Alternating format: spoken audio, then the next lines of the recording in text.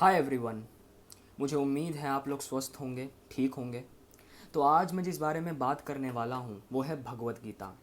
अब देखिए, बात शुरू करने से पहले मैं एक चीज़ आपको साफ कर देना चाहता हूँ कि ये वीडियो बनाने का, ये बात करने का मेरा ये इंटेंशन नहीं है कि मैं किसी एक धर्म को नीचा दिखाना चाह रहा हूँ और किसी दूसरे धर्म को सपोर्ट कर रहा हूँ।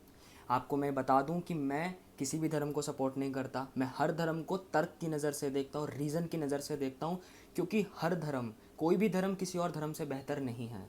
हर धर्म की अपनी परेशानियाँ हैं जिनको मैं आपके सामने लाता हूँ। उनकी बात होनी चाहिए, उनके बारे में बात करता हूँ।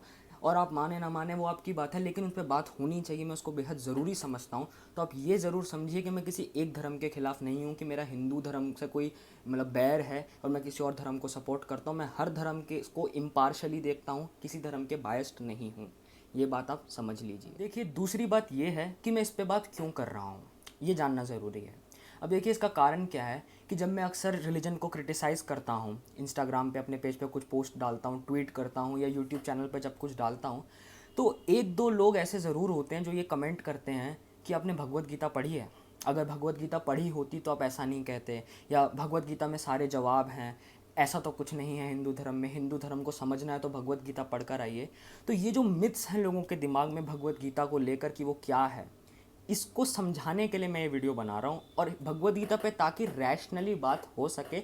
ये भी मेरा पर्पस है कि लोग ऐसा क्यों कहते हैं, कैसा कहना ठीक है और असल में क्या बात है, ये बात समझाने के लिए मैं ये वीडियो शूट कर रहा हूँ। अब देखिए, बात मैं यहाँ से शुरू करता हूँ कि ये बहुत जगह कहा गया, आपने सुना होगा, बहुत जगह लिखा गया है कि लोग ऐसा मानते हैं कि जैसे इस्लाम धर्म के अंदर कुरान है, क्रिश्चियंस की बाइबल है, वैसे ही हिंदू धर्म में गीता है। हम ऐसा कहा, बहुत लोग कहते हैं, लेकिन ये स्टेटमेंट गलत है, ये कंपैरिजन रॉन्ग है। और ऐसा क्यों है मैं ये आपको बताता हूँ।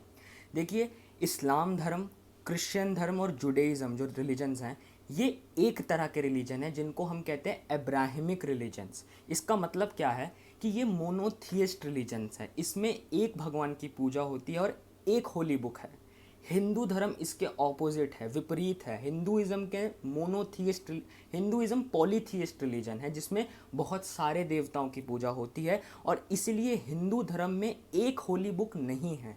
सिर्फ गीता ही होली बुक नहीं है, गीता होली बुक है लेकिन इकलौती होली बुक नहीं है। हिंदू धर्म के अंदर वेद हैं, उपनिषद हैं, अरण्यकाज है, ब्रह्मणाज है, धर्मशास्त्र है और गीता भी है।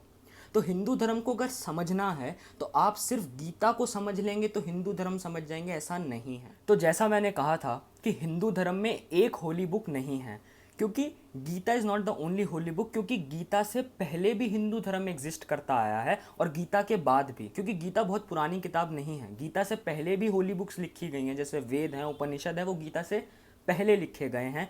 तो अगर हिंदू धर्म को समझना है, उसको हर पहलू से समझना है, तो सिर्फ गीता एक पैमाना नहीं हो सकता। आपको हर धर्म, हर लॉ बुक्स के बारे में, हर होली बुक के बारे में बात करना होगा। और ये बात सच इसलिए क्योंकि आज जो हिंदू धर्म चल रहा है, जो चलता आया है, वो गीता के हिसाब से नहीं चल रहा। हिंदू धर्म के जो रिचुअल्स हैं वो और वेदों के हिसाब से भी चलते हैं, उपनिषद के हिसाब से भी चलते हैं। तो हिंदू धर्म एक ब्रॉड रिलीजन है, एक विशाल है, और दुनिया में सबसे पुराने धर्मों में से एक है, इसलिए वो इतना ब्रॉड है। उसको एक किताब से डिफाइन नहीं किया जा सकता। इसलिए ये कहना गलत है कि आप हिंदू की गीता पढ़कर आइए तो आप हिंदू धर्म के बारे में जानेंगे। कि उसका एग्जाम्पल मैं आपको ये देता हूँ। कास्ट सिस्टम है, जातिवाद है, वो हिंदू सोसाइटी का एक हिस्सा है, हिंदू रिलीजन उसको जस्टिफाई करता है, लेकिन ये गीता में तो नहीं लिखा हुआ। इसका मतलब ये तो नहीं है कि वो हिंदू रिलीजन का हिस्सा नहीं है, उस पर बात नहीं होनी चाहिए, उसकी प्रॉब्लम नहीं है। तो मैं यही समझाना चाह रहा हूँ कि सिर्फ गीता के बेसिस पर हिंदू धर्म को नहीं समझ सकते। ये मतलब ऐसा कहना हुआ कि सपोज हैरी पॉटर है, हैरी पॉटर की अगर कहानी समझनी है तो आपको उसके सातों पार्ट पढ़ने पड़ेंगे। आप ये तो नहीं कह सकते कि सिर्फ प्रिजनर ऑफ आज़्काबान ही हैरी पॉटर है, या प्रिजनर ऑफ आज़्काबान पढ़कर आइए वही हैरी पॉटर की कहानी है। सातों के सातों पार्ट पढ़ने पड़ेंगे। वही चीज़ हिंदुइज्म पे भी लागू होती है कि अगर हिंदू धर्म को समझना है तो हर पहलू से, हर किताब, हर होली बुक को समझना होगा। सिर्फ गीता को एक पैमाना समझकर हिंदू धर्म पर बात नहीं की जा सकती, और करना गलत है। या आप किसी से भी पूछ लीजिए जिसको आप समझते हैं, जिसको धर्म के बारे में समझ हो, कि सिर्फ गीता हिंदू धर्म नहीं है। हिंदू धर्म बहुत ब्रॉड है, उसमें हर होली बुक का जो है रस है, असर है, रिचुअल्स हैं, उसके जो प्रोसीजर्स हैं, वो हर होली बुक से लिए गए हैं। सिर्फ गीता के हिसाब से हिंदू धर्म ना आज चल रहा है ना तब चल रहा था। और इसलिए हिंदू धर्म को जब मैं क्रिटिसाइज़ करता हूँ तो मैं सिर्फ गीता के बेसिस पर नहीं करता, हर होली बुक पे जो लिखा हुआ है, जो इफेक्ट करती है, उस पर बात करता हूँ।